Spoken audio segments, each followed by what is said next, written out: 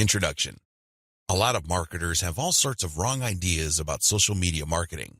Some think that you only need to post viral content to get tons of traffic overnight. They actually believe that if you are able to pump that much traffic to your target website, a large chunk of those people will buy whatever it is that you are selling. Maybe you're selling services, maybe you're selling an event, or maybe you're selling products from an online store. It doesn't matter. According to this idea, you just need to have a lot of traffic, courtesy of viral content on social media, and you will get the conversions you're looking for.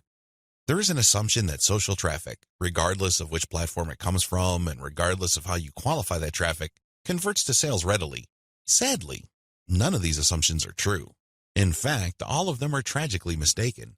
If you believe in any of these, don't be surprised if you spend a lot of time, effort, and money, only to end up with a whole lot of nothing. Welcome to the club.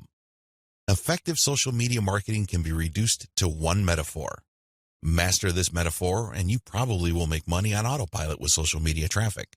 Screw up this metaphor or remain clueless to it, and you'll continue to struggle. You'll continue to believe that social media traffic can easily be generated through viral content. You might keep running after that unicorn, only to get tired and frustrated. It doesn't have to be this way. You just have to have the right metaphor or the right conceptual model to make social media marketing work for you. Best of all, you can make it work on autopilot. You probably have heard all sorts of set it and forget it systems. You probably bought at least one of these products. Well, they're definitely on the right track as far as their label. Social media marketing can be automated. It can be mastered to the point where it can produce income after you've set it. But getting there is another matter entirely, and that's the price people have to pay. And unfortunately, most people are not willing to pay that. They're excited about shortcuts, but they're not willing to take the stairs to get to the top. At the back of their minds, they're thinking that there has to be some sort of elevator. There is no shortcut. You have to work with this metaphor. What am I getting at? Well, the secret to effective social media marketing is an inverted pyramid. It looks like a funnel. That is the metaphor you should have in your mind when thinking of ways to get traffic from social networks and social media platforms and turning that into cold, hard cash in your bank account. I need you to keep this idea of an inverted pyramid in your mind. It should have a wide base at the top. The top of that pyramid is heavy visibility. It has to be there. You need to be visible on the 4 major social media platforms. I'm talking about Facebook, Twitter, YouTube, and Pinterest. Taken together, the traffic volume you can get from these 4 platforms is mind-blowing. They can potentially pump a tremendous amount of traffic, but that's just part of the equation. That's just the top of the funnel. Potentially, you can push a lot of traffic from the top. That's how wide the top of the funnel is. This training will focus on these 4 platforms, but you can pretty much use the tips that I'm going to share with you and modify them to market on other platforms, since many of these principles easily apply. You might need to modify them a little bit. For example, if you were thinking of marketing on Instagram, a lot of the things that I will teach you about Facebook, Twitter, YouTube, and Pinterest can be tweaked to work well on the Instagram platform. Now that you have a clear idea of the heavy visibility that you can achieve with social media, keep in mind that visibility does not mean traffic or clicks to your site. This is a myth. The visibility that I'm talking about means visibility on those platforms. When people share your content within those platforms, you can enjoy a tremendous reach within such platforms.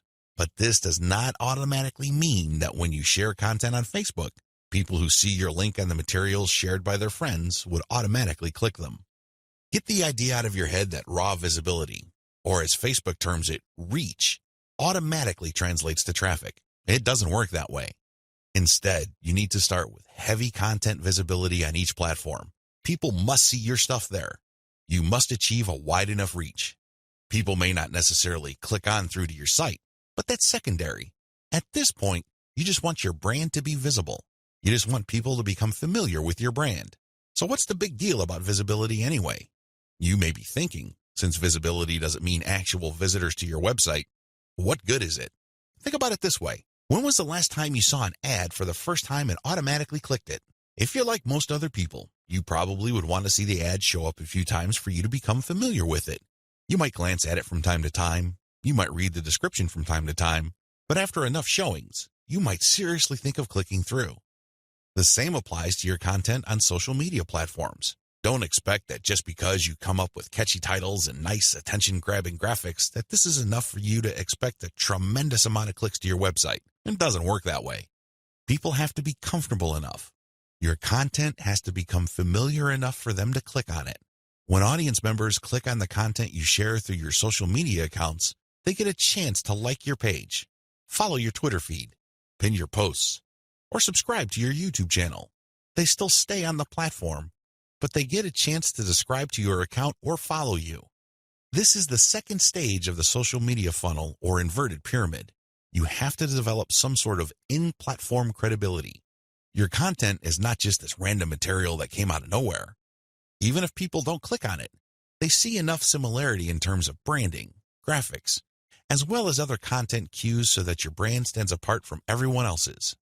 Again, they may not necessarily be motivated to click, but with enough repetition through social media channels targeting certain topic categories and hashtags, your brand doesn't remain an unknown quantity. Once you have people checking your content out through your social media accounts, you can then send them call to action content, CTA.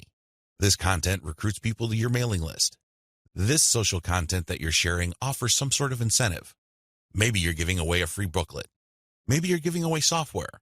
Whatever the case may be, there is some sort of giveaway to incentivize people to click on that link, enter their email address, and join your mailing list. Whether you use freebies, special content, special free tickets to an online webinar that's pre-recorded, it doesn't really matter. Whatever the case may be, the end game is to get people to join your list. The end game? But when you look at the funnel, the end game is to get people to that narrow end of the funnel.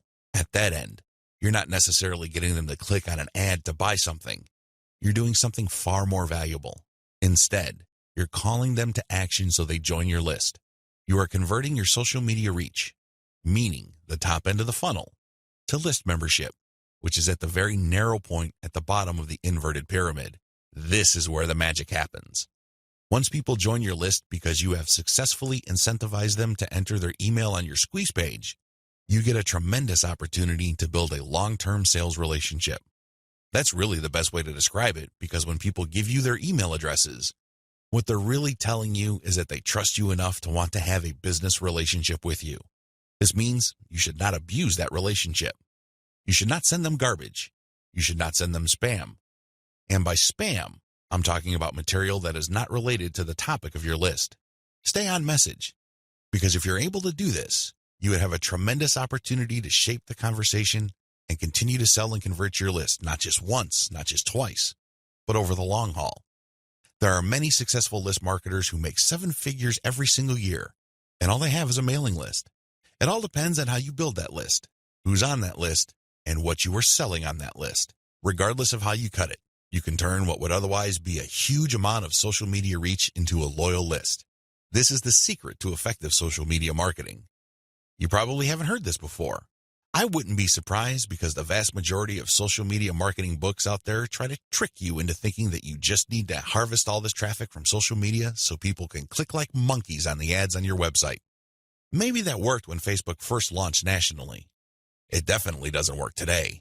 Sadly, this is where too many marketers fail. They screw this up. Now that you know the secret, here's some bad news. This is precisely the point where too many marketers screw up.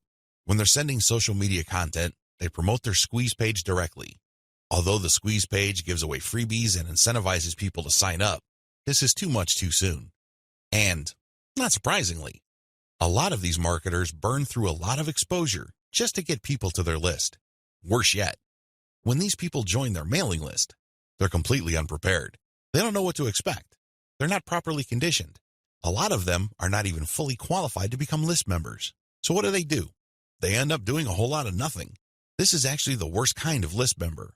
It's much better to just have a very tiny list, because if you have a huge list and almost everybody doesn't do anything to put money in your pockets, you're going to be paying for those list squatters month after month. Alternatively, you might attract list bouncers.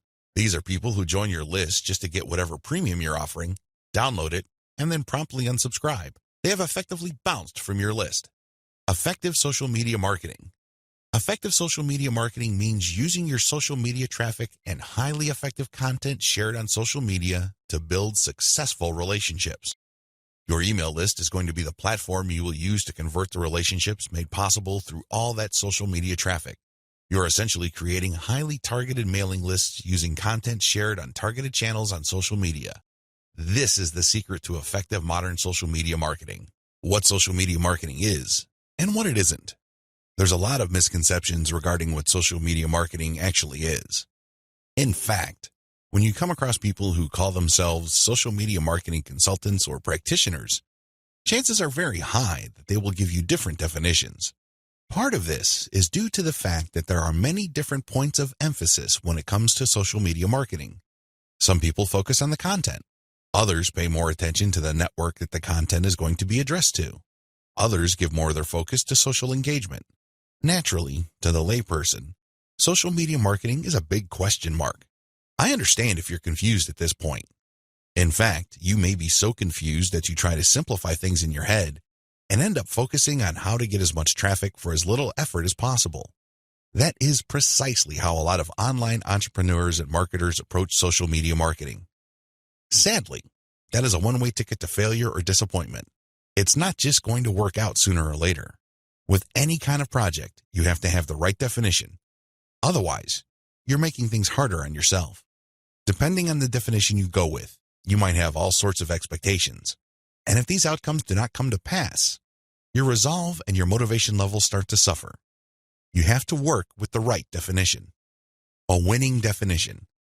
With all of the above said, what is social media marketing for our present purposes? Well, since this training uses list marketing as its main vehicle for converting social media reach into cold, hard cash, social media marketing is all about content-based audience relationship building. Let me repeat that. Social media marketing is all about content-based audience relationship building. You need to use content in a strategic way. You need to speak to certain audiences and build a relationship with them. This relationship is not this broad word that makes people feel good, but ultimately doesn't mean much of anything. Instead, this relationship has a tangible form. And I am, of course, talking about your mailing list. Once you get people on your mailing list, that's when the fun begins. Everything else is just a workup or a preliminary prior to that point. You need to get people on your list. Social media marketing is going to be your primary vehicle to get people to your list. Everything has to revolve around that list. And this must shape, inform, and guide your social media actions. Managing your expectations. A content-based audience relationship approach to social media marketing sets different expectations compared to other ways of defining this type of marketing. When you read the typical social media marketing book, for example, How to Dominate Twitter, the focus is on traffic. Unfortunately, if that is your main goal, you end up with a the more the better mindset and you feel really depressed at the end of the day because the traffic doesn't come. Even if it does, there's not going to be enough of it. You have set yourself up to fail. When you use a content-based audience relationship building approach to social media marketing, your focus is on getting the right content in front of the right eyeballs to build the right levels of trust. This is a long-term game. It is definitely a marathon, not a sprint. Since that is your expectation coming in, you position yourself for a long-term victory. You're not going to be the typical failed social media marketer who jumps into the game with both feet, only to find out that the traffic simply isn't there. So what do? That's right, they quit.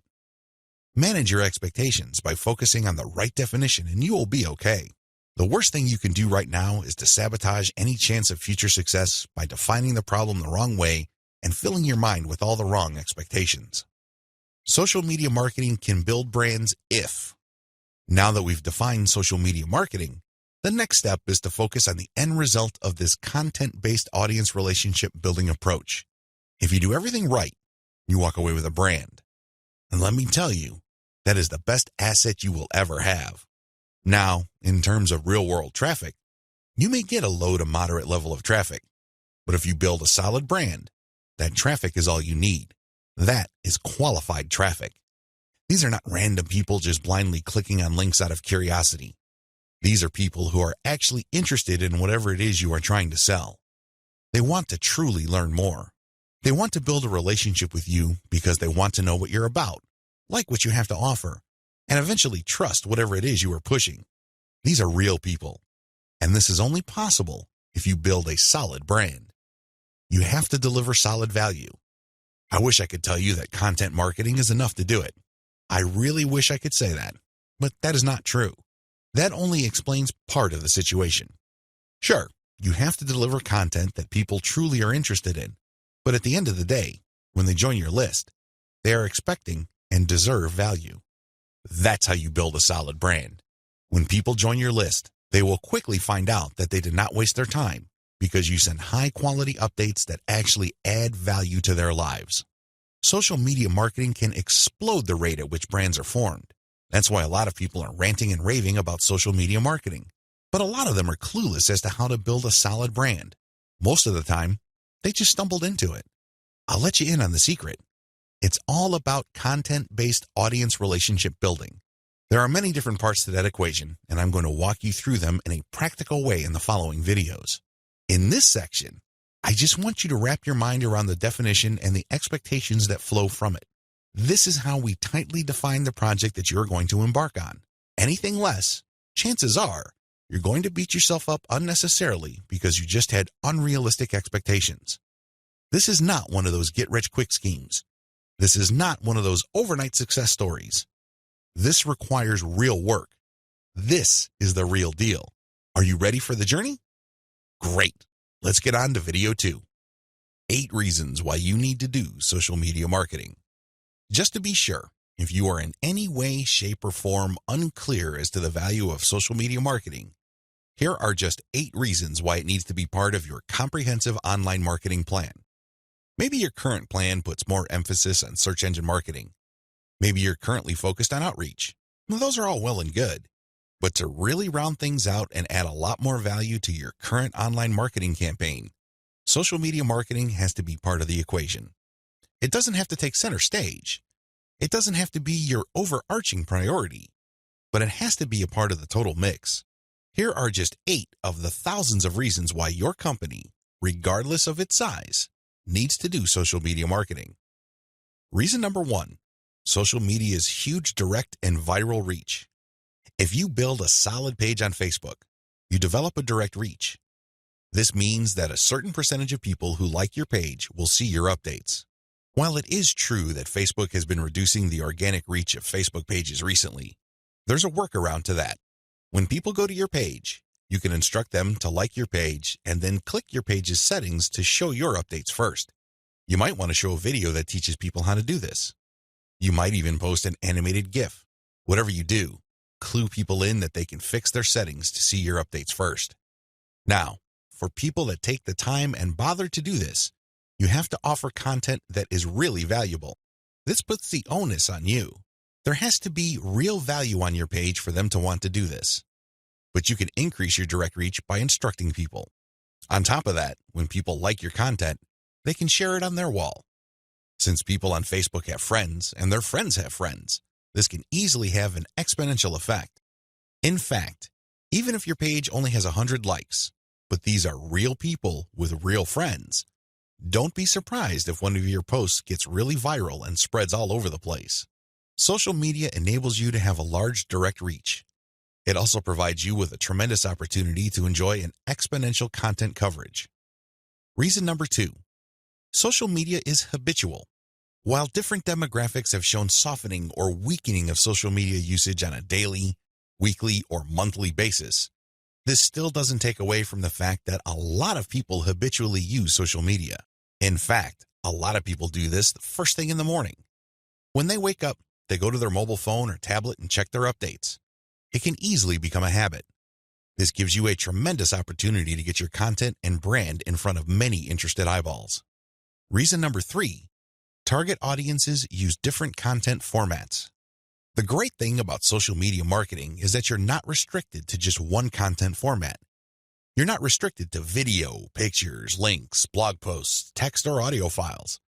Instead, different platforms specialize in different formats. And when you create content for one platform, you can easily make different versions of it in different formats to spread out to other platforms. For example, I write a blog post and post it on Facebook. I create a very attention-grabbing graphic for that blog post. So when I post it on my Facebook page, A preview of the image shows up and it grabs a lot of attention. People click on it and they end up on my website. I can take that graphic and share it on Pinterest. I can take the text of my blog post or article and create a slideshow video out of it and share it on YouTube.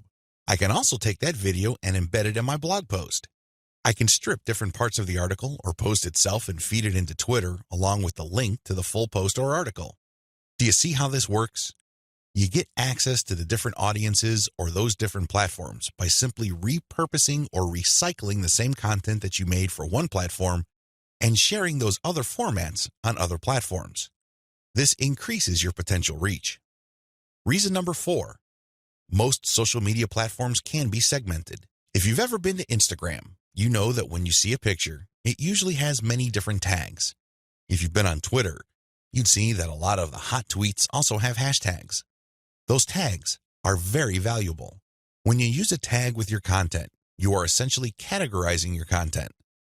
People use those tags to search for content.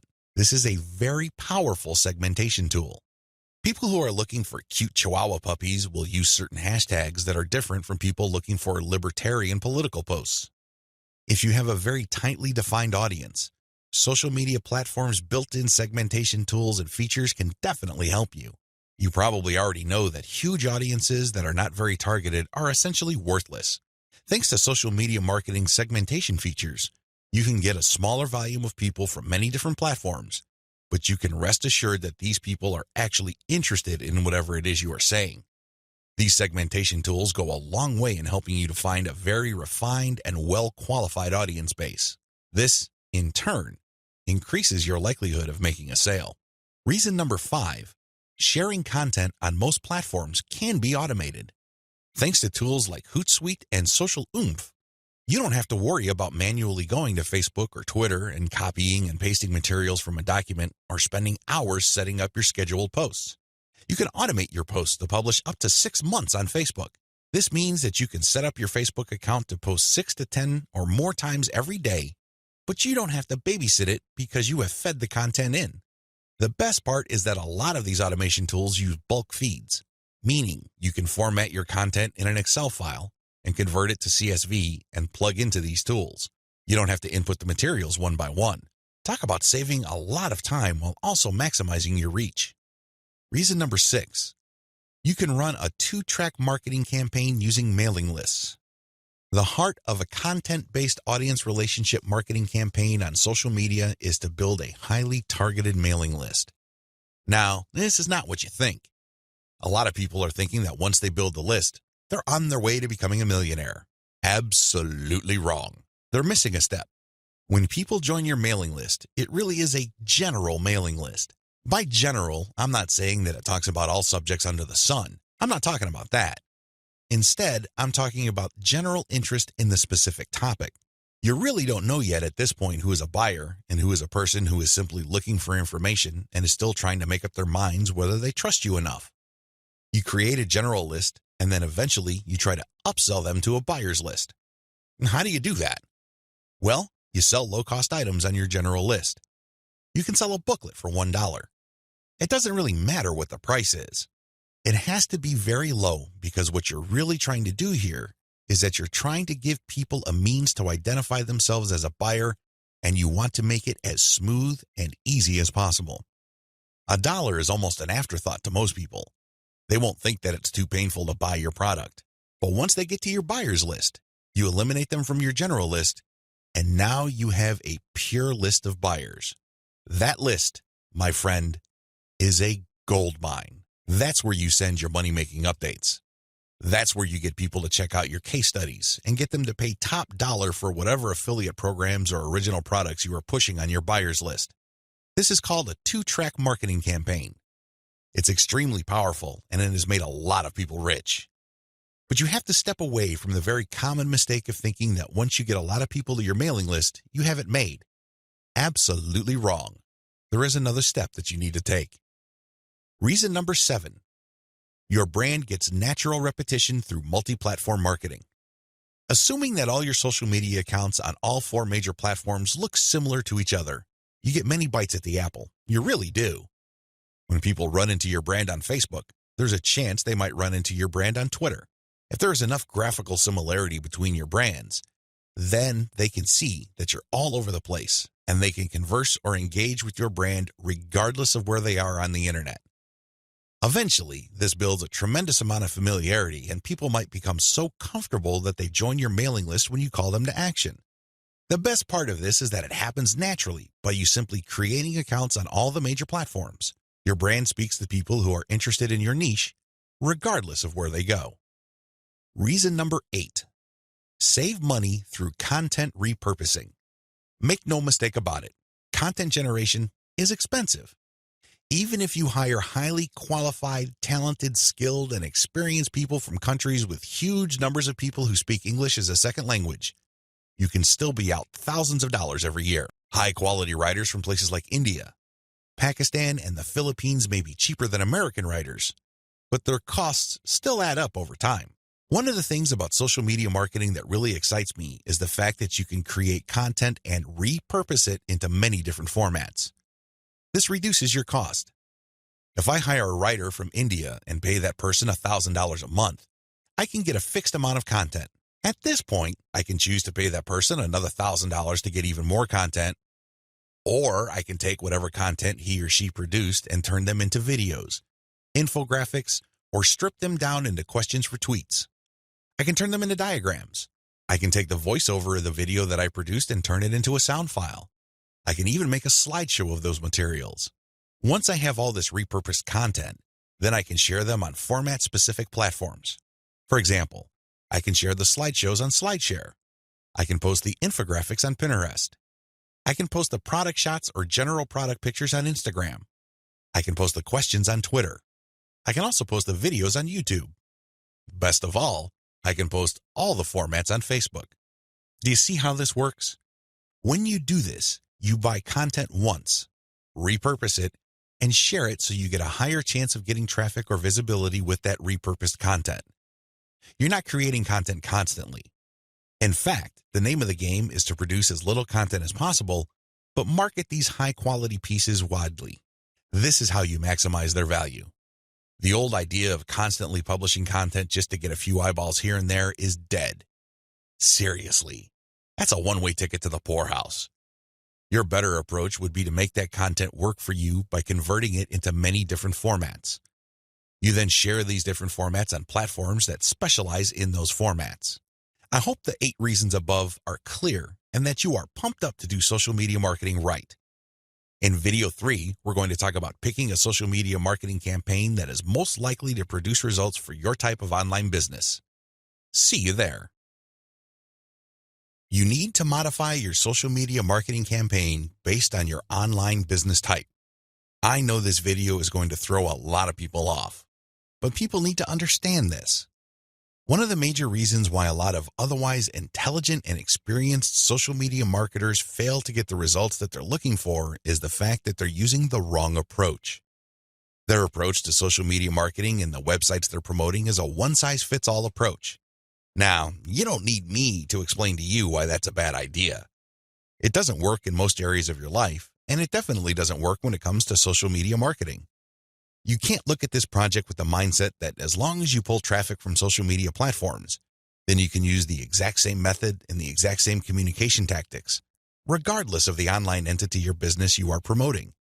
Since we're using content to develop relationships on social media platforms, this one-size-fits-all approach is even more fatal. I mean, it's a bad enough idea as it is, but if you were to use a content-based campaign, it gets even worse. The reality is that different business types require different content and publishing strategies. You have to customize, modify, and tweak your particular content and publishing strategies on social media to fit the type of website you are trying to promote. Now, there are a huge number of website variations out there. In fact, there are too many. I would venture to say that the only limit really is your imagination. But if you were to categorize these different website types into 4 rough forms, they would more or less fall into the following: publishing, e-commerce or dropshipping, email lists, and traffic sales. Again, there are many variations of these, but if you were to look at the different types of businesses out there, you can pretty much reduce them to these 4 types. When you study these closely, they have different needs. They have different features that must be addressed. Otherwise, you're not going to get the results you're looking for. Unfortunately, a lot of social media marketers would try to promote a blog the exact same way they would try to promote a dropshipping or e-commerce website. Similarly, somebody who is essentially just trying to sell their social media traffic is trying to do content marketing like somebody with a blog. It doesn't work. It doesn't make any sense. The bottom line is obvious. Different strategies require different content types. You must start with the type of online entity you are promoting. Are you promoting a blog? Do you have a website that uses a lot of articles? Do people contribute content? Well, you have a publishing website. Do you have a dropshipping online store? Maybe you built it with Shopify and you use Oberlo to get products from AliExpress. When people buy stuff from your storefront, your software orders the materials from AliExpress and you keep the difference. Maybe you sell from your own inventory. It doesn't really matter. You run an e-commerce website. This is very different from a publishing business. Similarly, if you make your money through your mailing list, you can't market on social media the same way as you would if you had an online store. Again, different strategies require different content types. What do you have available? Now that I've gotten you thinking about how special your specific website target is, I need you to look at the different content types available to you. You need to think outside the box. You need to look at all the available options out there and how you can create content that is tailored to your specific type of online entity. Here are the list of content types you can use to promote different online entities, but your specific focus and specialization should weigh more heavily on certain types of content instead of others. Audio clips, slideshows, infographics, diagrams, blog links, videos. The bottom line, don't just think links. It really freaks me out. In fact, it really saddens me when I see a lot of otherwise capable social media marketers focus almost entirely on spreading their links. They think that this is the end game. Well, yes, links are important. I can see where they're coming from because when people click on a link, that's instant traffic. But you have to understand that depending on the type of target site you are promoting, you would build a tighter brand if you share different types of content. In many situations, you probably would be better off sharing more audio or infographics and diagrams than if you were sharing naked links because people are bombarded with links every single day. You have to pay your dues. You have to become familiar enough to your target audience members using these different content types for them to eventually trust you enough to click on your link. Unfortunately, a lot of people have this in reverse. They start with the links, and when they get desperate, they then use other types of content. At that point, they're a day late and a buck short. Don't do that. Instead, use the derivative content first, and then play up the links. Also, not all of these formats work with your particular style of website. I would suggest that you look at your competitors first and pay close attention to the type of content they are currently sharing. What kind of format do they use? Are they sharing mostly picture quotes? Are they focused primarily on video? Do they have a special fondness for diagrams? This is not random. This is actually telling you all you need to know about how to appeal to your target audience members. This is no time to be revolutionary and come up with something new completely out of left field. That's not going to work. There's a reason why your competitors are not doing this. At this point in the game, you should focus on what everybody else is doing and reverse engineer their formats. Once you have established a distinct brand, then you can experiment with different formats, different ways of doing things, and possibly coming up with something that is distinct to your brand.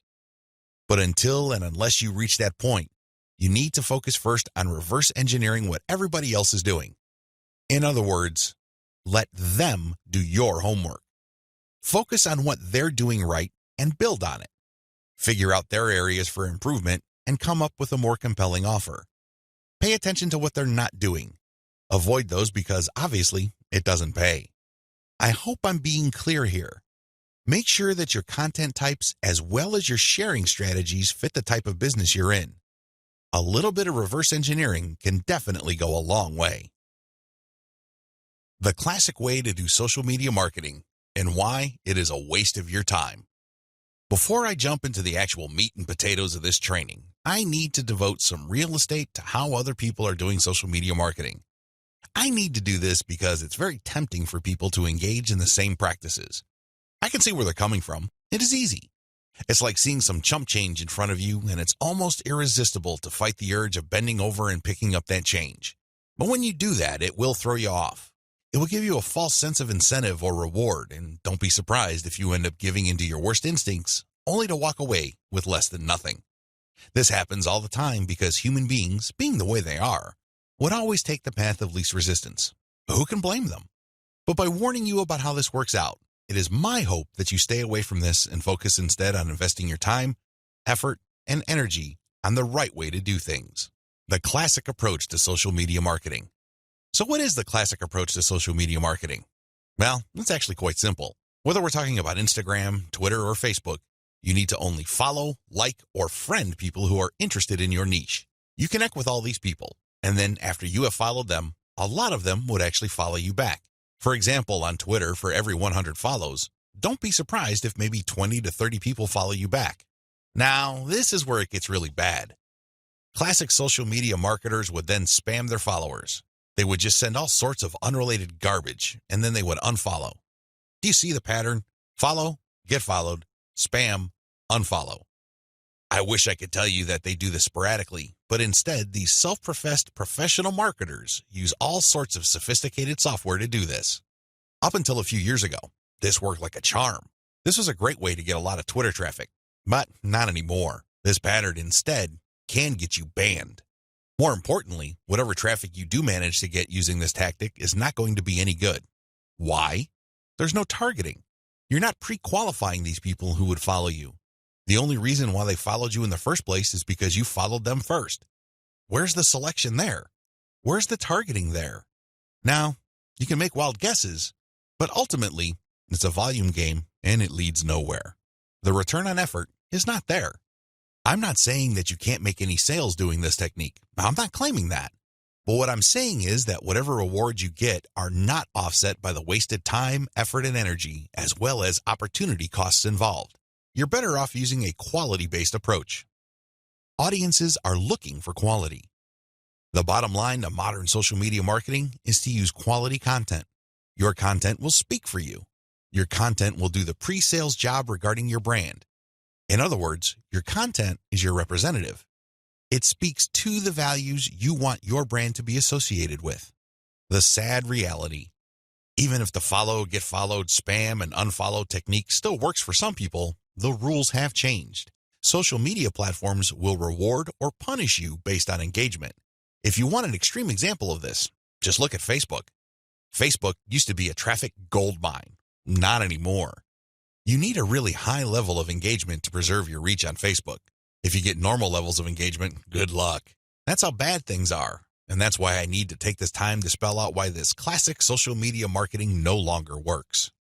Other failed methods. I would be remiss in my duty to educate you on failed social media marketing strategies if I don't also mention other failed techniques. First, hashtag hunting no longer works.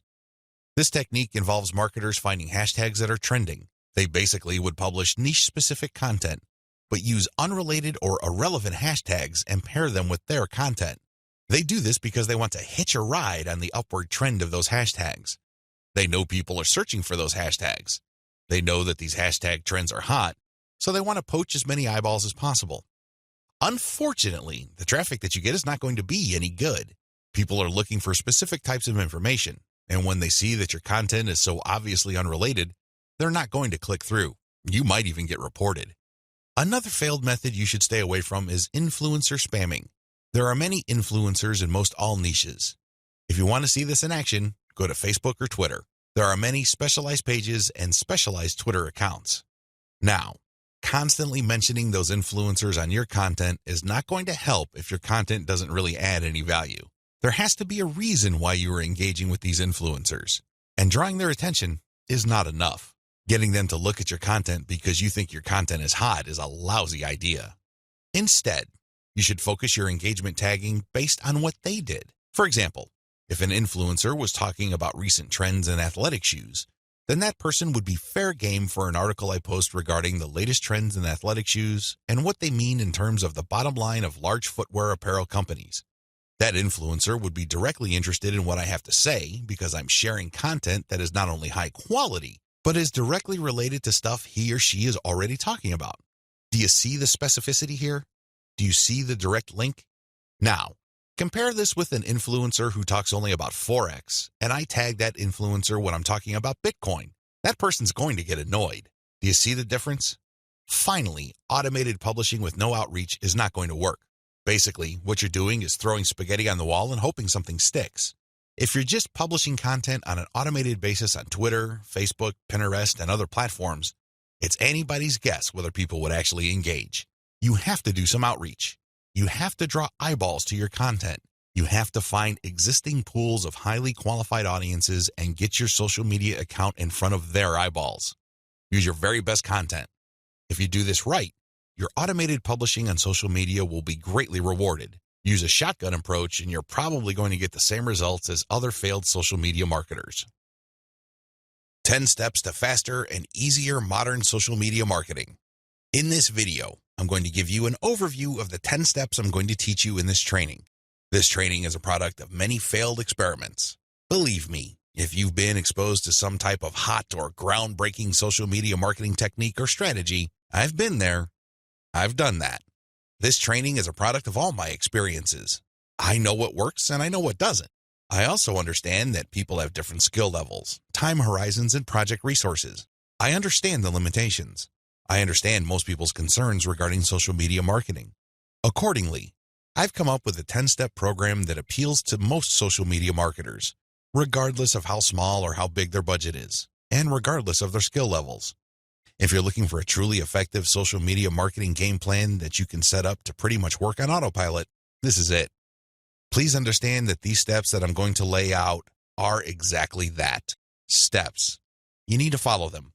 You can't skip a step. You can't assume that since I mentioned certain keywords or I'm talking about certain themes and topics that you have mastered this already. I need you to look at all this information with an open mind and pretend you are learning social media marketing all over again. If you don't have that mindset and you are all too eager to skip steps, don't be surprised if the plan that I'm teaching you will not work for you. How can it? You zip through it. You rushed. You skipped through certain key parts. You need to be patient with this program by going through each step. Don't go to the next step until you've mastered the step you're on. I know you're busy. I know you don't have the time, but you need to do this right.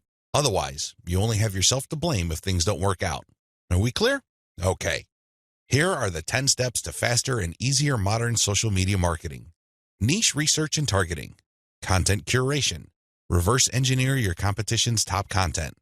Create fine-tuned payload content. Market your mailing list right. Unlock the power of repurposed multi-platform content. Automate content sharing. Scale up your targeting. Sell to your list differently. Reinvest your profits the right way. Those are the 10 steps. I know they sound pretty simple. They definitely appear pretty straightforward, but the devil, as always, is in the details. See you in the next video. How to do niche research and targeting the right way. I can't even begin to tell you how many times I've run into social media marketers and they automatically want to know about traffic generation. Forget about niche research. Forget about consumer intelligence. Don't worry about setting up the right site to get in front of the right target audience eyeballs. Let's just skip straight to the good stuff. That's the kind of mindset that I run into all the time. And that's why a lot of people struggle in this game. You have to understand that until and unless you find yourself barking up the right tree, you're just going to be chasing your tail. I know I'm using a lot of dog analogies, but these are the most appropriate. Most people are simply just chasing their tails and wasting a whole lot of time doing stuff that doesn't really add to their bottom line. A lot of these, and I would guess all of them, can be quickly dispensed with if people only did niche targeting ahead of time. In other words, know your audience. Since you have a clear profile of who your target audience is, the next step is to go to these different social media platforms and find them there. Believe it or not, whatever it is you are promoting, regardless of how esoteric, obscure, or weird it may be, there are already people on social media platforms talking about or showing interest in whatever you are promoting. I know it sounds crazy, it sounds weird, but it's absolutely true. Your job as a marketer is to find those audiences on these social media platforms. The way to do this, of course, is to identify your business's target audience. Sadly, most marketers don't even bother with this. Instead, they just look at social media marketing as a simple task of finding traffic. That's it. That's the name of the game. That's all there is to it. If you want to be successful, you need to be clear about who your target audience is. And believe me, this is not always easy. You're going to run into the temptation of making educated guesses about who your target audience members are. Most of the time, that doesn't work. Thankfully, there is an easier way. The more you take random shots in the dark, making all sorts of wild guesses, the more money and time you will lose. There's a shortcut here. Find your competitors. Seriously, just find them. And let me tell you, regardless of how weird, esoteric, or seemingly unknown your niche is, there will be at least one competitor on social media. Find that organization or business and let them do your niche and target audience research for you. Since they've already started and are already speaking to your audience, find out who your competitors are and look at their social media profiles. Reverse engineer who they're following. Pay attention to who they're targeting. Look at how they categorize themselves. In the most simplest terms, pay attention to the hashtags they use with their content. These clues should be enough to give you an idea of where to start. This way, you get a head start.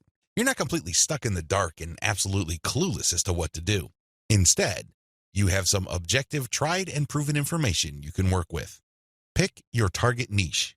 You have to remember that every business can be positioned in at least one of two ways. The bigger your niche, the more angles you would have at your disposal. You can look at different subsegments of your niche. You need to understand how this works because you might think you have a clear niche, but it may well turn out that there are many different layers or tiers to that niche. There might be different subsegments there. You should have a clear understanding of what your niche is generally and what subsegments exist within that larger niche. Again, you can reverse engineer your competitors to take a stab at this. Regardless, you need to do this. You need to get this information.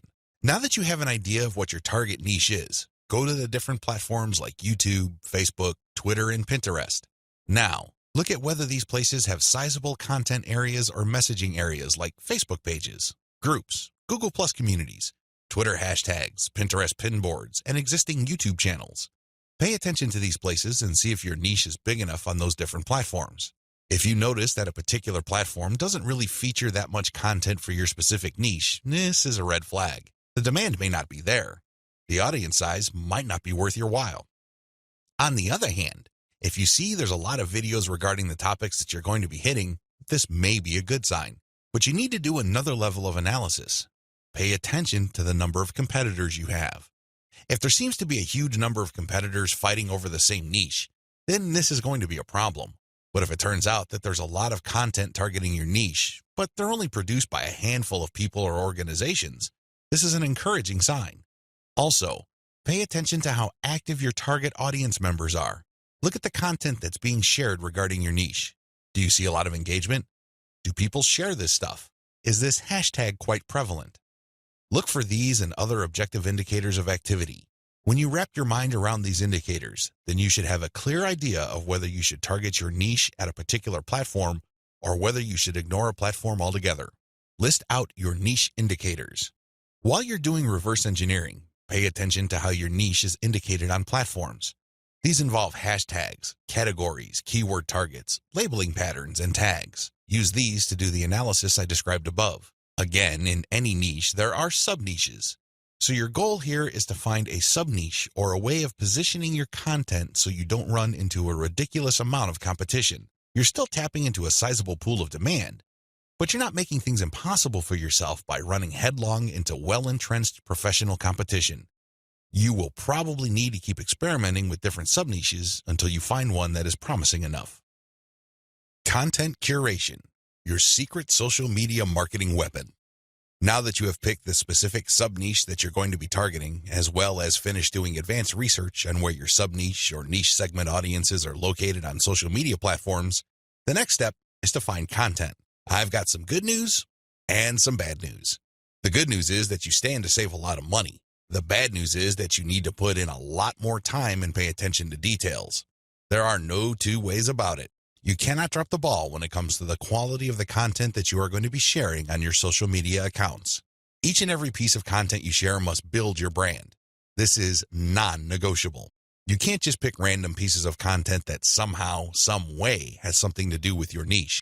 That's not going to help you get the right eyeballs. That's not going to help you establish the kind of credibility and authority you need to eventually convert highly specific and qualified traffic from social media into cold, hard cash.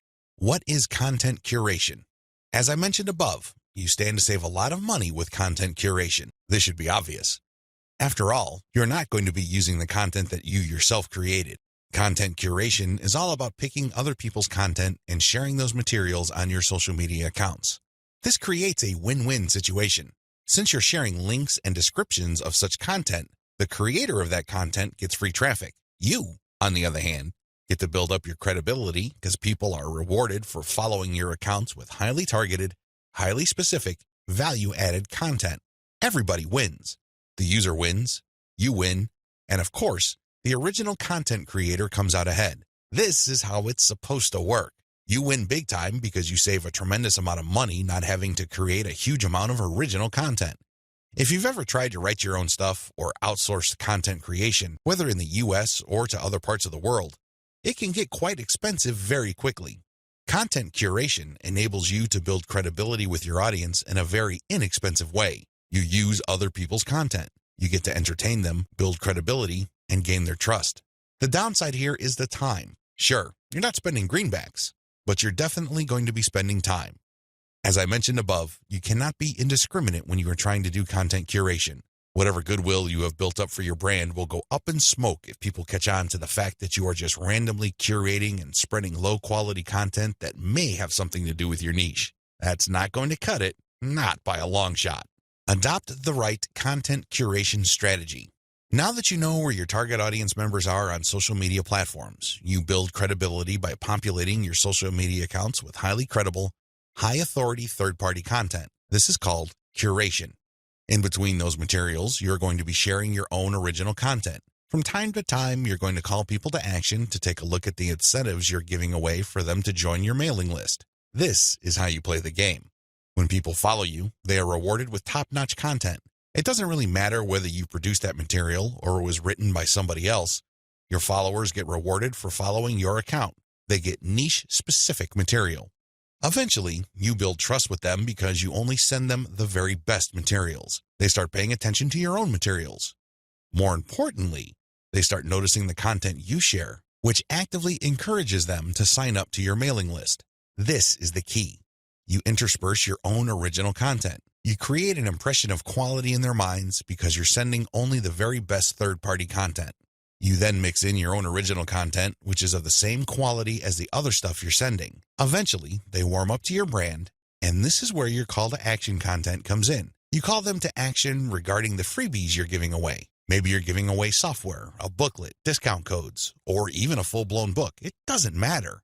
You are ethically bribing them to enter their email addresses so they can download the incentive. That's how you build up your mailing list. On top of all this, when people join your mailing list, you call them to action to share the emails that you're sending them.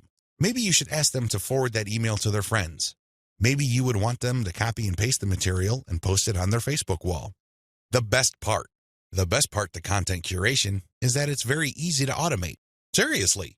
This is one way of content promotion that is very automation friendly. You only need to get the URLs of the third-party content that you're curating and plug them into an Excel sheet. You then convert the file into a CSV file, which is then imported by social media scheduling tools like Hootsuite and Social Oomph. You don't have to manually enter anything. You don't have to schedule everything by hand. You can do all of this through software. Isn't that awesome? You get to build credibility while at the same time minimizing work. Now, with that said, you need to pay special attention to the content quality. High attention to detail is the key.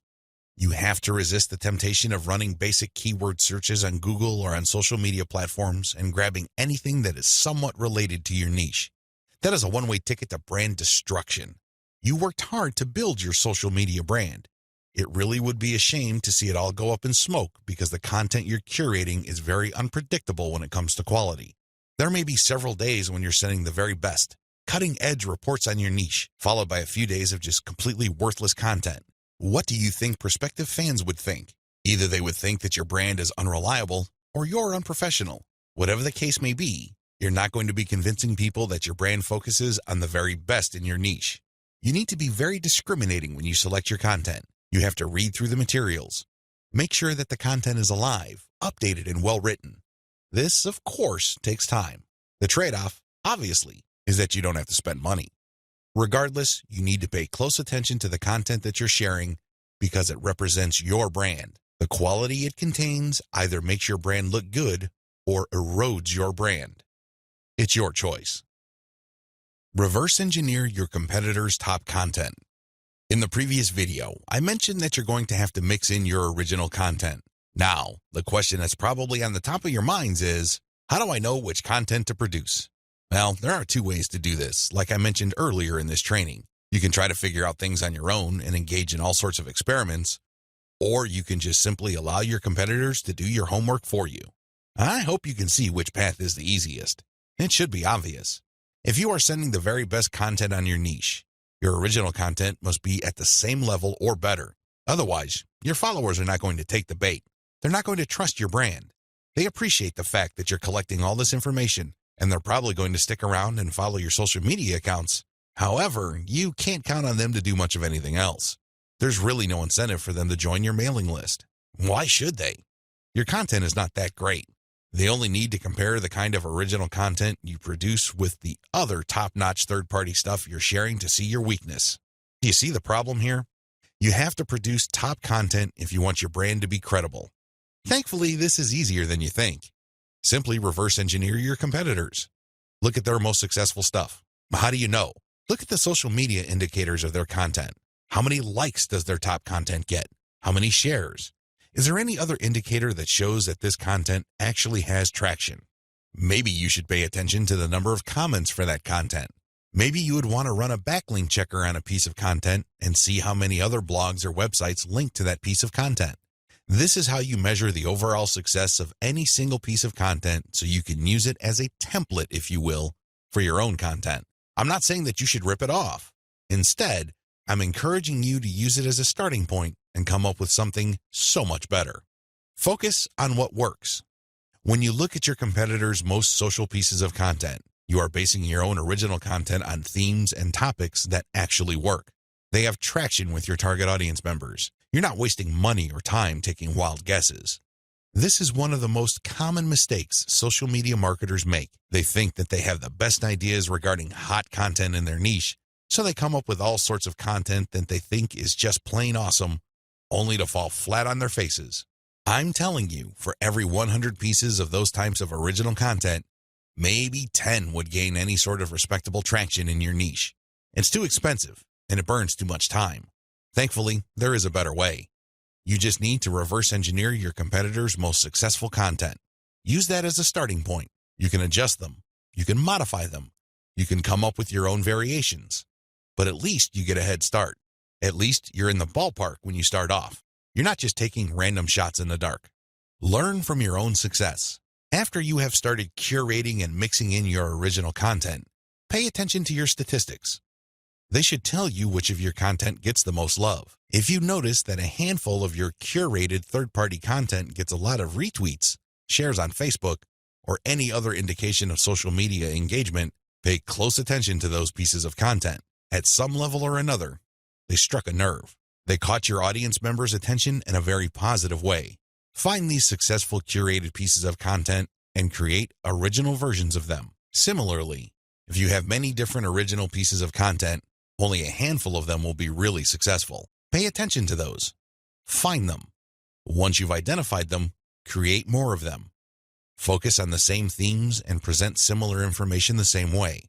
The key here is to focus on what works and expand it and grow it. Ditch the stuff that failed. Build on your strengths. Create derivative, cross-platform variations of your most successful content. Now that you have a clear idea of how to create content that has proven traction, don't just keep reverse engineering it.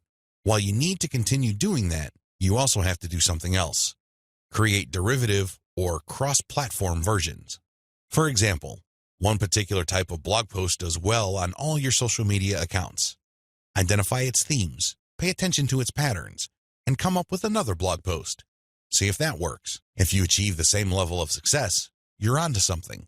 This is not a fluke. This is not a one-time thing. You have struck on a theme that your audience members readily enjoy. The next step is to take things to a whole other level. Instead of just cranking out yet another blog post, create videos about that theme, make specialized diagrams, produce infographics. Take these materials and share them on social media platforms that specialize in those formats. For example, for blog post URLs, share them on Twitter and Facebook. For videos, share them on YouTube. For diagrams and infographics, share them on Pinterest. Drilling even deeper, look at your hottest blog posts and strip out key questions and use these as leads or titles for tweets. Tweet the same content several times over the course of a week. Of course, don't drop it all in 1 hour, but space them out. Still, when you use the right questions, you become very visible on Twitter. Pair these with the right hashtags. The bottom line, the great thing about content curation is you save a lot of money, but you are also positioning yourself to build on your strengths. You focus on things that you're doing right and figuring them out so that you can predictably produce successful content. Now, this is not going to happen overnight. You have to keep experimenting until you find the right themes that consistently work with your audience. Fine-tune your payload content. As I have mentioned previously, you can come up with your very own content based primarily on the social signals of the top-notch third-party materials you are curating. Put simply, when you are going through your research, you will keep coming across certain pieces of content which get a lot of engagement on social media.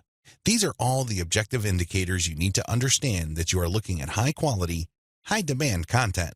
At that point, you can come up with your own version of that content. You can use it as a template, so to speak. Another approach would be to just do curation first. You just take all the high-quality third-party content with great social signals and put them all on auto-publish on your social media accounts. You run this curation campaign for several weeks. Soon enough, you will see a pattern. Eventually, you will see that some of these materials get a lot more engagement than others. At that point, you can then come up with your own version. Personally, I pick my own content using both methods. If I'm in a hurry to get people to sign up to my mailing list, I do the first method. But if I'm unsure about the niche or I'm still trying to feel my way around in terms of understanding my audience, I would stick to the second method. There's really no one right answer. It really all depends on your situation. The great thing about the second method is that you are picking out your original content strategy based on what actually works in terms of your social media accounts. You have to understand that even though high-quality third-party content may have a lot of objective social signals, those signals may have been generated in different contexts. Maybe the original publisher was doing something that you may not be doing. Do you see how this works? Still, you can definitely do the first method if you're in a hurry.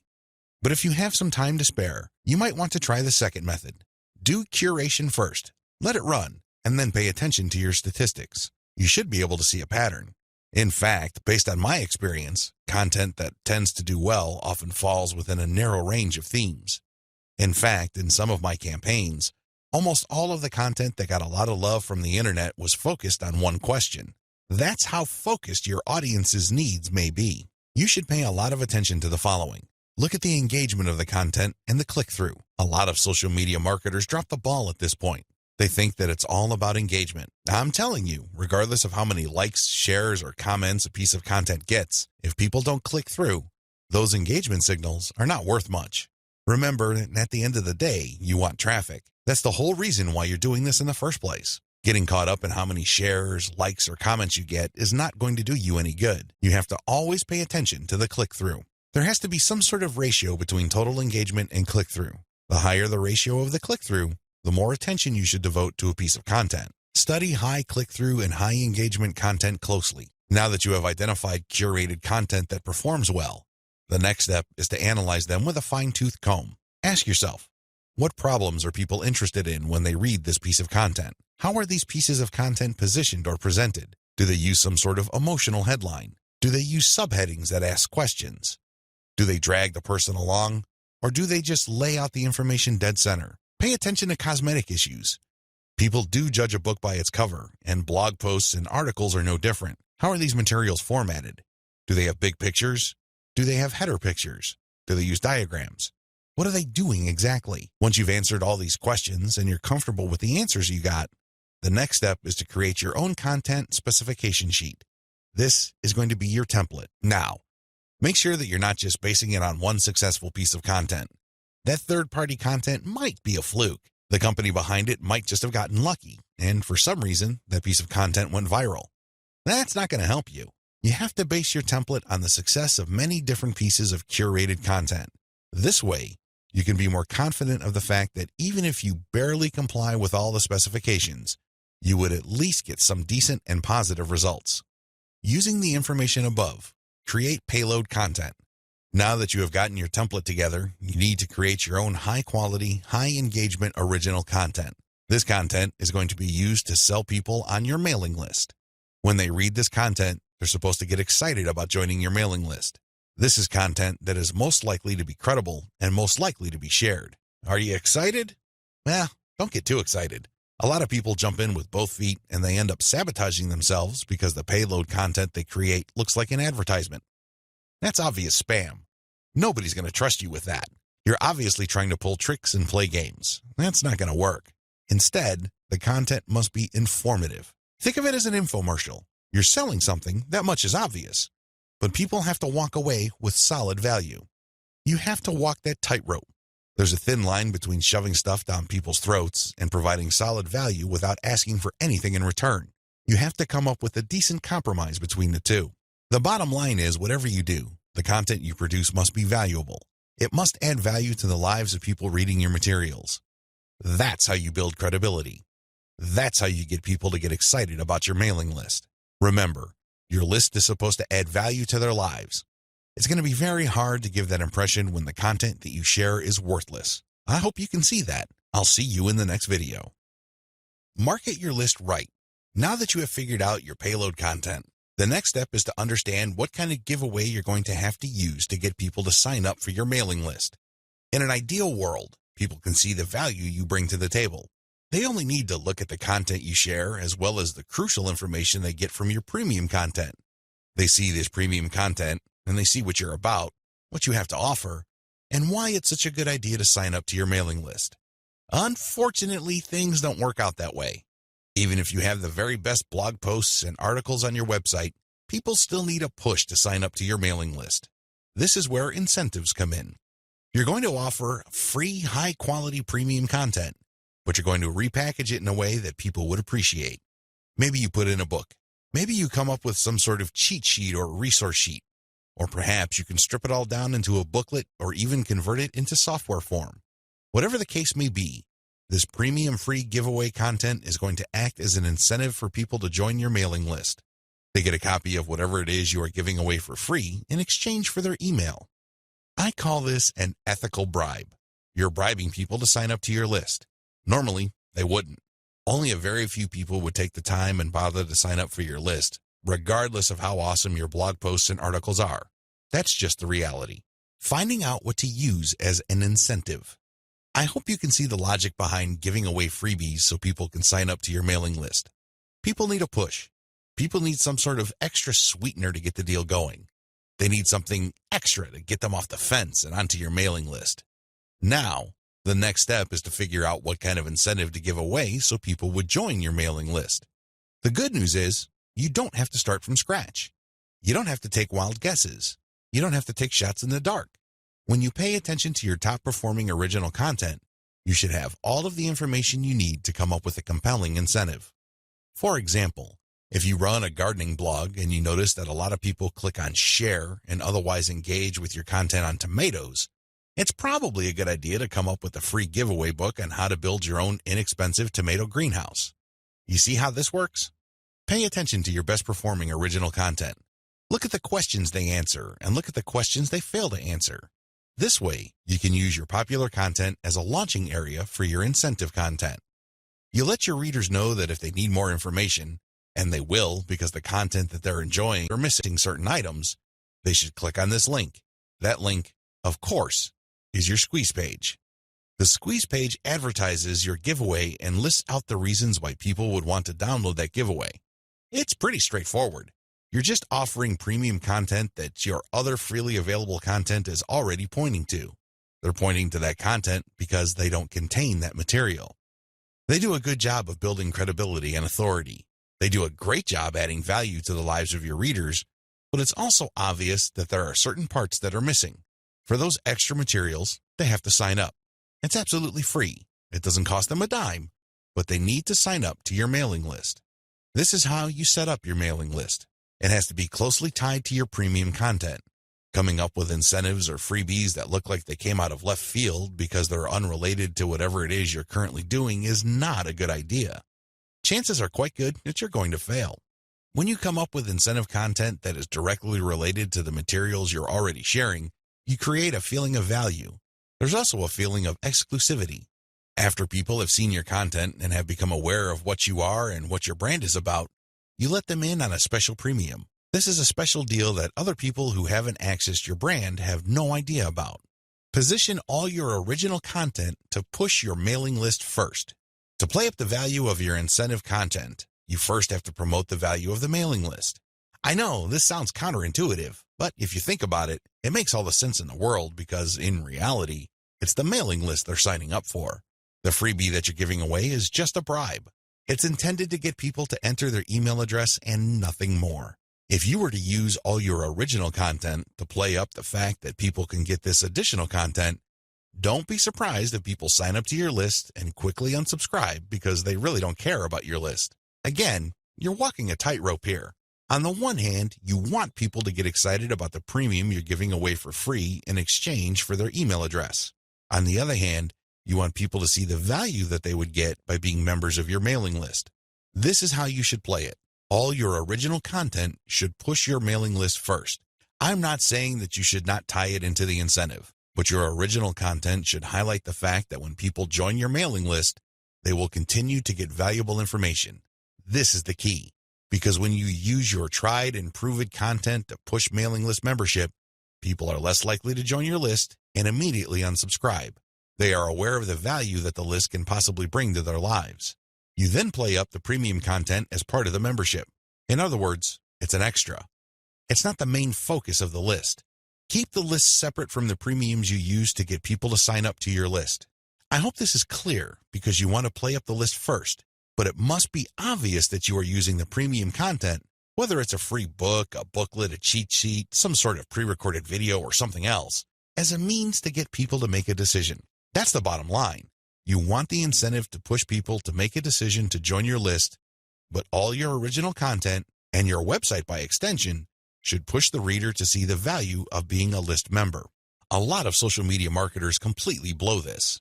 They think that it's all about marketing the incentive. Well, to continue with the example I raised earlier, what happens after you get people to sign up to your list in exchange for the greenhouse guide? That's right, nothing. Why? You played up the value of the greenhouse guide to such an extent that people are clueless as to what other value they would get from your mailing list. Indeed, don't be surprised if people start reporting your list as spam after you start sending them updates. They were so focused on getting the free book that the updates from your mailing list completely took them by surprise. This happens all the time because of faulty messaging on your blog or website. You cannot afford to play the game this way. You worked hard to pull all this social media traffic to your site. You spent a tremendous amount of time, effort, and resources to build a solid brand.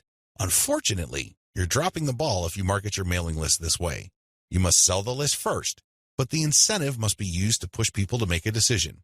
This is the proper order of priority. Anything else will fail. Set up your squeeze page for maximum social appeal. As I mentioned earlier, you should use your content to push your mailing list. You should use your content to upsell your squeeze page. But this doesn't mean that you can get away with badly designed squeeze pages. It's not going to cut it. Your squeeze page must be well designed. After all, this page is a specialized recruitment page. When people get on this page, you have to make the case as to why they should join your list, and not just for the incentive. While the incentive takes a big chunk of the real estate of a squeeze page, you should be clear about the fact that people are signing up to your list. With that said, you have to make your case. Why should people bother with your updates? Why should people stay on your mailing list? What kind of value would they get? Remember, people are always asking what's in it for me. Your squeeze page must answer that question effectively, clearly, and powerfully. Your squeeze page must be well designed enough to be able to make that connection, while at the same time, it must be easy to market on social media. Maybe you should have a graphic on your squeeze page that can be easily posted on Pinterest. Maybe you should have a video on your squeeze page that can be easily shared on YouTube. There are many ways you can go with this. What's crucial is that your squeeze page must be social media ready. At the same time, it should also do a good job of recruiting people. Set up the right confirmation page. When people join your list, thank them and make them feel welcome. You also have to clue them in regarding the content they should expect to receive. Make them feel that they just did the right thing. Make them feel that they solved a major problem. Not only do they get access to the digital freebie you're giving away, but they're also going to be receiving valuable information regarding a particular topic that they have problems with. This is how you sell the list. Simply hyping up and over-promoting the premium is not going to help you convert social media traffic into cash. That's just not going to happen. You have to sell the list. You have to build trust in the list. Unlock the power of repurposed content. I've already described this in an earlier video, but this topic is so important it deserves its own standalone video. When you create original content for your blog or website, you already know that this content has some sort of traction in your niche. You already know that there is a significant amount of demand for this particular type of content. Not only did you base your decision on the social signals of your reverse-engineered competitors' content, but you're also picking out content choices based on your own statistics. In other words, you're basing your best content on tried and proven material. You're not taking shots in the dark. You're not taking wild guesses. You're not crossing your fingers and hoping that something sticks. Instead, you have based your decision on what actually works. Congratulations! But you shouldn't stop there. Once you have noticed that this content really performs based on the amount of clicks as well as the social media engagement it gets, the next step is to repurpose that content, turn them into other types of content, and reshare them on platforms that specialize in those content types. For example, if your blog post is getting a lot of retweets and clicks, you might want to strip the blog post into questions. This isn't all that hard because if you look at any type of content, it consists of answers to questions. The questions may not be obvious. The questions may not be plainly stated, but the content is meant to address certain concerns. These concerns can be reworded into questions. Strip your most powerful and best performing content into a series of questions. Each question then is linked to the article or blog post that answers it. Tweet these and pair them with niche-specific hashtags. By using automation tools, you can rotate different questions that essentially promote the same piece of content. Since you're rotating hashtags, there's a high chance that different people looking for different segments of your niche would become aware of your tweet and possibly click through. Another thing you can do is turn your article into slideshows. Each article brings to mind many different mental images. Come up with different pictures for each of the topics raised by your article and create a simple slideshow using PowerPoint. Share these PowerPoint presentations on SlideShare. You can also use other tools to create a video from your slideshows. Once you've created these videos, you can obviously share them on YouTube. Alternatively, you can look through the issues you raised in your blog post and turn them into infographics. Infographics are essentially stripped-down graphical forms of articles or blog posts. They focus on the most important points you raised and make them easier to understand by the viewer by converting them into pictures. Share these infographics on Pinterest. Finally, you should make sure that all your blog posts or articles have a nice header picture. This way, when you load the link on Facebook, a nice preview shows up. It grabs eyeballs and people are excited to share the content. On Facebook, you have a wide range of content formats to choose from. You can share links, videos, infographics, photos, diagrams, and even audio files. After you share materials on your Facebook page, you should then get the link to that post and then share that Facebook page link in Facebook groups that cater to your niche or a related niche. This is how you unlock the power of repurposed content. If you play the game this way, you spend less time creating content and more time promoting. Promotion is the name of the game. You may have great content, but it's not going to do you much good if people don't even know it exists. For every hour you spend creating content, you should spend 10 hours promoting that piece of content. This is how you build up a successful mailing list. This is how you create a solid brand on social media. Start with powerful content, but create different versions and spread it on many different social media platforms. Use automatic content sharing. Before I get into content sharing automation, I want to highlight one other important reason why you should repurpose your content. If your audience members keep seeing that you talk about the same stuff over and over again, chances are you will lose them. People want to hear new stuff. People want you to explore other related needs of theirs. They don't want you to basically keep recycling the same stuff over and over again. Unfortunately, that's precisely the kind of risk you're running if you simply focus on giving people more of the same successful stuff. You know that a particular content theme works. You know it gets a lot of engagement. You know that it draws a lot of clicks. It's perfectly natural for you to want to keep recycling that same theme. Don't do it. Focus on the very best way to present that theme and stick with it. Just do it a few times, but focus more on repurposing. This way, when people get into contact with your content, they can see that you are talking about something that appeals to them, but in different formats. They are more likely to pay attention. They're more likely to click through. They're more likely to share. Keep this in mind when it comes to repurposing. Don't think that Video 11 is completely optional. It isn't. You want your social media feeds to consist of highly successful content as much as possible. It really would be a shame to figure out what works, only for you to get lazy and just focus on text content. I'm sorry to say it, but text content can only take you so far, which brings me to content sharing automation. Since you're going to be sharing a lot of content, and much of this content being third-party as well as original and repurposed content, you're probably going to have your hands full if you decide to do this manually. First of all, since you're going to be covering many different platforms and sharing different formats on those platforms, you have a lot of forms to fill out over and over again. Sure, you may have created an account, one for each of those platforms, but submitting to those places requires you to fill in forms. Posting on Facebook involves form filling. Now, if you really don't have that much content to share, this should be barely manageable. But if you're looking to maximize your visibility by publishing on your social media accounts several times a day, you need to automate. Unfortunately, simply plugging in information into content publishing tools is not going to do you much good. You have to know when to publish. Believe it or not, the vast majority of your target audience members check their Facebook, Twitter, Pinterest, and YouTube accounts within a certain block of time every single day. Post outside of that block of time and you miss the eyeballs of the vast majority of your audience members. Sounds good so far, right? Well, here's the problem. Different audiences have different time preferences. How would you know? This is where experimentation comes in. First, you're going to have to share your content randomly at different times of the day. As much as possible, share content every hour. Set your content automation tools to publish every hour. Let this run for about a week or two. After the experimental period is over, check your stats. Facebook Insights, for example, will tell you when most of your page fans checked out your content. Armed with this information, you should set up your automated software to publish your content in a cluster to fit those optimal times.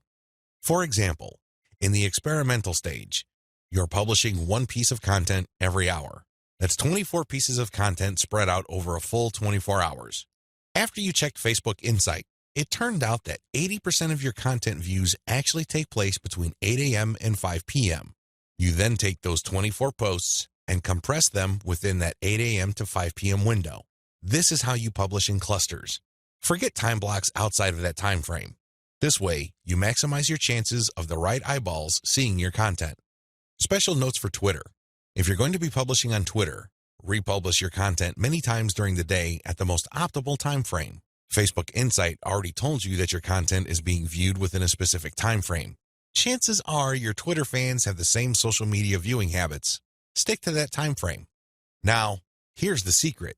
Set up your automated content publishing tools to tweet out your best content many times during that time frame, but you also have to rotate different hashtags.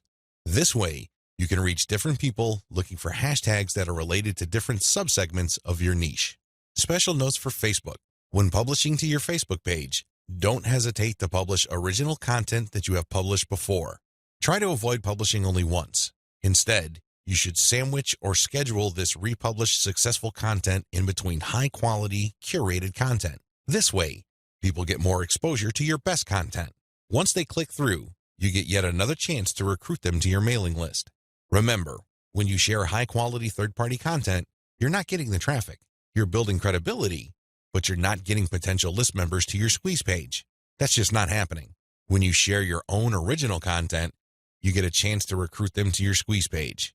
Keep this distinction in mind. This is the reason why you should republish your most successful content by interspersing it with top-rated, curated content. Scale up your targeting. When you're publishing on Facebook and Twitter, you can use hashtags. This is definitely true with Instagram. Regardless of the platform you're on, make sure you play around with how you categorize or tag your content. In any niche, there are many different tags available. Experiment with these. See which tags get the most attention from the social media platform you're sharing a piece of content on. Of course, you're not going to find the magical combination of hashtags overnight. That's not going to happen. This is one of those things that you're going to have to find out by doing it over a long period of time. Still, when you run these experiments, a pattern should emerge. Sooner or later, you would discover that certain hashtags produce a lot more results than others. They draw a lot more eyeballs. They get a lot more attention. Most importantly, they get a lot more engagement. Stick with those. Experiment with tagging niche-focused influencers. When you're doing research on hashtags on Twitter, for example, you would be able to find influencers that specialize in those hashtags. These people just love to post content related to certain topics. They use a narrow range of hashtags every time they post. It seems that's all they focus on. Find these people. Look at their content. Are people retweeting them a lot? Are they getting a lot of love for their content? Do they get a lot of engagement? Are people responding via Twitter? It should be fairly easy to see which accounts are influential in your niche and which aren't. Don't just focus on how many followers they have. Instead, look at the total amount of engagement they get, and also pay attention to the ratio of followers they have to the number of accounts they follow. For example, if I find Mike Smith to be a big poster in my niche because it seems that he just seems to rotate among the 10 hashtags that are most relevant to my niche, I look at his followers in relation to the number of accounts he's following. If he's only following one person, yet he's being followed by 15,000 people, Mike Smith might be an influential person. I say that he might be because I'm also going to have a look at the engagement levels of his posts. Are his posts getting a lot of retweets? Are a lot of people responding? Are a lot of people clicking the heart icon? If his content has these factors, then his account is probably worth following. Most importantly, you should tag influential people on Twitter when you post. You use your most powerful hashtags and you mention them in your post. This can help you get on their radar. These people would be put on notice that you are also sharing content that is similar to the stuff that they are interested in. If they check out your stuff and they like what they see, don't be surprised if they share your content with their following. Engage with them. Let them know about your questions or suggestions. In fact, you should engage with them so much that you can possibly create a relationship where they would publish your guest posts if they're bloggers, or discuss whatever it is you're doing on their social media platforms. At the very least, when you partner with them, they become part of your content distribution network. In fact, a lot of them can even get you interviewed on influential blogs in your niche. Don't think that influencer engagement is simply restricted to tagging people. That's just the beginning. It's actually the tip of the iceberg. They can do so much more for you. You just have to continuously engage them and be social. This doesn't mean that you have to kiss their butt. This doesn't mean that your stock response to all of their posts is, amazing post or great post, I love it. That's not going to work. That's not going to push the ball far enough. You have to actually engage. And oftentimes, this might seem like you're criticizing them. This might seem that you are offering a negative view, but you need to get their attention. You need to bring home the point that you actually know your stuff and that you are also credible in the same niche space. That's how you get them to take you seriously. That's the kind of engagement that builds respect. Otherwise, you're just going to look like another member of the choir. They really don't have any incentive to interview you or post your guest content. Why should they? You're not really sharing any information or suggesting any points of view that are different or distinctive. Experiment with paid traffic. Only after you have spent a lot of time drumming up free traffic from social media marketing should you even think of buying traffic. I know this sounds a bit extreme, but it's the absolute truth. Why? Well, in the beginning, you don't know when your target audience members will be reading your content. In the beginning, you don't know what their demographic breakdown looks like. How many males compared to females are in your audience pool? Do males or females like certain types of content that you share? What are their age ranges? Where are they located? I hope you see the big picture here. You have to use free traffic to do initial audience intelligence. Once you've gotten all these important insights, you can then start paying for Facebook ads and other platforms' ads. If you start any earlier than this point, you probably would end up wasting your money. Study your statistics first. Pay close attention to audience patterns. Take out ads based on these patterns. Sell to your list differently. At this point, you have turned social media traffic into list members. Congratulate yourself. You've managed to do something the vast majority of social media marketers cannot do, or, worse yet, don't even think about doing. It's quite an accomplishment.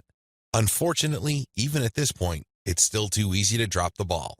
In fact, a lot of people who have mailing lists stay with one mailing list. They think that as long as people who visit their blog sign up to their mailing list, they're good. Well, at a certain level, they're correct. A certain percentage of those list members will buy affiliate products that you promote on your list. A certain fraction of your mailing list will buy your original products. Some may even visit your online store and buy merchandise. But the problem here is that if you accept this scenario, you are settling for cents on the dollar. You really are. Don't you want to maximize the value of all your hard work, focus, and energy you invested in your venture? Wouldn't you want to maximize your return on effort? If you want to get maximum results from your mailing list, You have to sell your list differently. There are really no two ways about it. Every other approach would lead to, at best, mediocre results or, at worst, no results at all. Keep the following tips in mind. Use different content on your list. When people join your mailing list, chances are they join because they got exposed to some of your content. They already know what you talk about. They are already familiar with the quality of your content. They understand the themes that you focus on. That's why it doesn't make any sense for you to feature the same exact content on your list. Sure, you may make some changes. You might change the title. You might even switch things around. But people aren't dumb. They can see right through that. They can see that you are recycling content and feeding them stuff that they have probably seen before. Do you think this kind of practice builds confidence? Do you believe that doing things this way will build trust? Of course not. You have to use different content. What kind of content will you have to use? Well, first of all, you already know what your most popular pieces of content are. Start with these. No, I'm not talking about republishing them. I'm talking about analyzing them and seeing where the gaps are. Are there any questions that are left unanswered? Are there any questions that were raised by the answers that you gave in those popular pieces of content?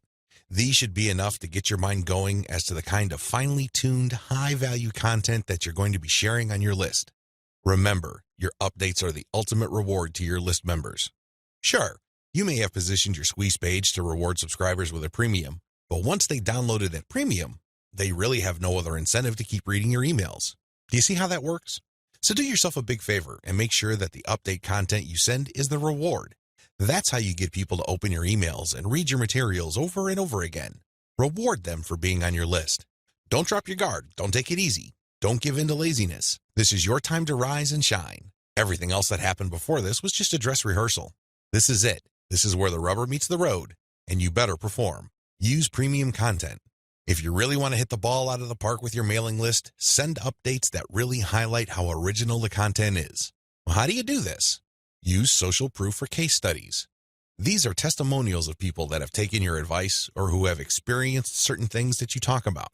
When people read these stories, they can't help but be engaged. They can't help but be absorbed into the narrative. These people sharing their testimonies are real flesh and blood human beings with real problems that your readers can relate to. That's the kind of compelling content that will take your list to a whole other level. Why?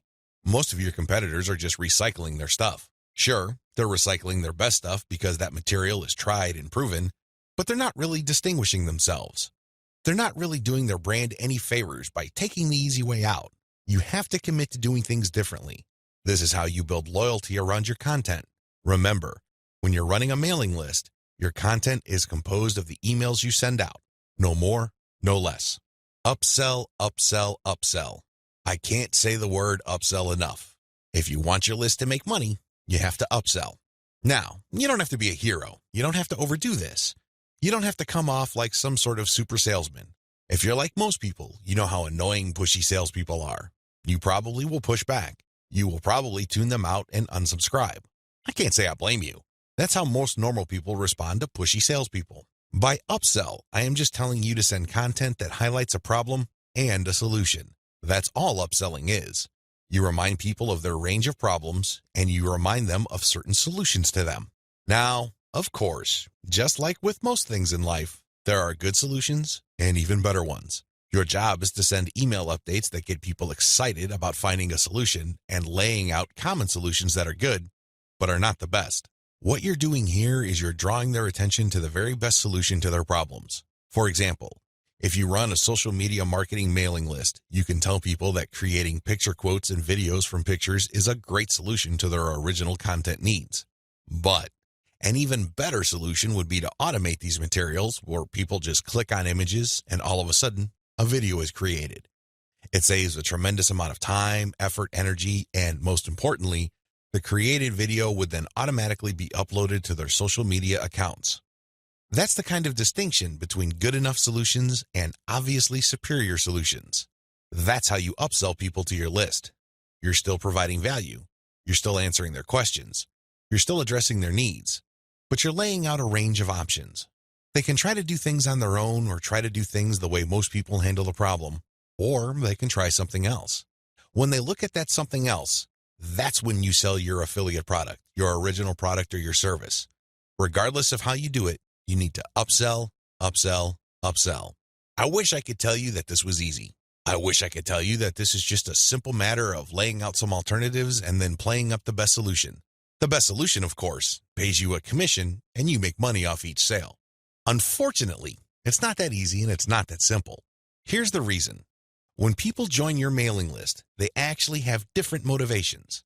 Some people are there because they just want to get the freebie, but they're too lazy to unsubscribe. You cannot really get rid of these people. These people don't open your emails. They cannot be bothered with reading your emails. They really don't do you much good. In fact, they can harm you because if there's enough of these list squatters on your list, your mailing list provider will charge you more money at the end of every month. You have to actively filter out your list based on open rates so you can get rid of these individuals. Again, you cannot eliminate them entirely, but you can minimize their numbers. Other people are initially excited about your mailing list, but for some reason they stopped reading your emails. Even others constantly check your emails, and they really love what you have to share, but the problem is they feel that your premium offers are simply too expensive. Now let me clue you in on a secret. When somebody tells you that whatever you're offering is too expensive or too unaffordable, what they're really trying to say is that you haven't completely sold them on it yet. Alternatively, you haven't completely filtered them yet. Either they're not motivated enough, or you did not give them enough reasons to be motivated. Regardless, they're still on the fence. You need to push them off the fence. Expert salespeople know this because in the big scheme of things, there's no such thing as unaffordable. If you talk to somebody and you convince that person that they absolutely need to buy your product, there's really no difference between a $10 product and a $1,000 product. They will get that product because you have elevated their perception of that product to the realm of need. People take care of their needs first. Their wants are often left at the back burner. I hope you understand this. I hope you get this. It's not because your affiliate product is too expensive in absolute terms. Instead, it's because you have failed to either qualify the prospect or make your case. And this is why simply upselling by itself is not going to work. You have to take the next step, which I'm going to describe below. Use the $1 list filtration method. You have to filter your list members into two groups, interested people and interested people who buy. These are two totally different groups of people. Now, please understand that just because people open your emails religiously, it doesn't necessarily mean that they would buy from you. Like I said above, maybe you did not present your case properly. Maybe you did not qualify them properly. This $1 list filtration technique that I'm going to teach you enables you to filter your list members properly. What you would do is, instead of trying to upsell people to $19.95, $34.95, or $349.50, or any other similarly priced products, everything that you're going to be selling on your general list will be priced $1. No more, no less. By general list, I'm talking about the list all people who sign up to your mailing list get on. This is your default list. I want you to treat this general list as your starting list. This is kind of like the vast, unfiltered, generic mass of people who are interested in your brand. When you upsell people using $1 offers, you enable people to segregate themselves based on their motivations. These are people who are motivated enough to spend $1. In other words, they see the value in your content, and they are willing to put their money where their mouth is. Now here's the secret. There's really very little distance between paying $1 for something and paying $100 for something. This is a lesson I learned firsthand. When I first tried this, I thought the only people that will get on my dollar list are cheapskates. These are misers. In the back of my mind, I thought that they're just not going to buy big-ticket items. Boy, was I proven wrong. If somebody is able to psychologically hurdle the distance between 0 and 1, they can, given enough exposure and enough content, hurdle the difference between $1 and $100. This is not theory, nor is it speculation. I see this all the time with my own two eyes. Your job is to filter your general list. You're basically telling people, when you run these $1 offers, to prove to you whether they are just interested or truly interested. This is a self-segregating mechanism. Use it. People who sign up for your general list are interested in quality content. That's what they're there for. But only a fraction of them would actually be willing to pay money. You make your money off this golden fraction. You use your buyer's list to make real money. Again, you have to sell your list differently. This applies to your two types of mailing lists as well. Your general list, they get quality information that is distinctive like social proof and case studies along with upsell messages. Your buyer's list, on the other hand, gets more in-depth material with higher value upsells. Again, if somebody's willing to go from $0 to $1, you have a tremendous opportunity to get that person to go from $1 to $100, $1,000, or whatever amount you want. Now, keep in mind that the higher the dollar value, the lower the conversion rate, but you get the point. You have to get people to segregate themselves based on their readiness, willingness, and eagerness to buy. And since $1 is essentially friction-free, this list filtration method works like a charm. Reinvest your profits the right way. By this point, the $1 filtration method has enabled you to make a decent chunk of cash every single month from social media traffic. The next step is to create a business. At this point, you might be feeling that you're just engaged in a hobby. It's a well-paid hobby, but still a hobby nonetheless. This too can be a trap. This can hold you back from the great success that you could otherwise achieve with social media. How do you turn the information that I shared with you into a platform for a business that can withstand the test of time? Simple. Reinvest your profits the right way. Move into other niches after you master your system. This training helps you identify your target niche. I've also given you the techniques to do well in that niche using social media traffic. Once you've made quite a bit of money on your niche and this money comes in month after month, you have to think big. You have to look into other niches that are related to your current niche. This thinking is actually pretty straightforward. If you have already mastered your niche to the point that you're making automatic income month after month, then you can apply the same system to other niches that are closely related to the one you're in. This is how you scale up your business. Instead of just one stream of cash, you build many different streams of cash based on the system that you mastered. You know what hashtags to target. You know what kind of content gets eyeballs. You know how to present information on social media. You know how to promote a mailing list. These and many others form part of your system. It really would be a shame to restrict that system to just one niche. Once you've mastered those, find niches related to those and grow into these other fields. Highly successful list marketers don't just operate one list. They operate dozens, and this translates to 6, if not 7-figure incomes year after year. If they can do it, so can you. Buy more targeted traffic after you find out what works.